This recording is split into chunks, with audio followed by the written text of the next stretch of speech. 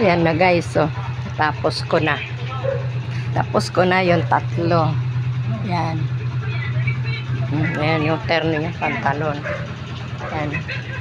Isang set yan. Ito yung isa. Oh. Isa. Ito rin yung pantalon niya. Bitonis na lang ang kulang nito sa palengke na to. Doon na to sa palengke. Lalagyan ng bitonis. Paplansyahin ng manugang ko. Ito yung isa. Mas madali ang ito, yung pang-itaas gawin kaysa ganyan yan kaysa pantalon. Ang pantalon po matagal siyang gawin, pero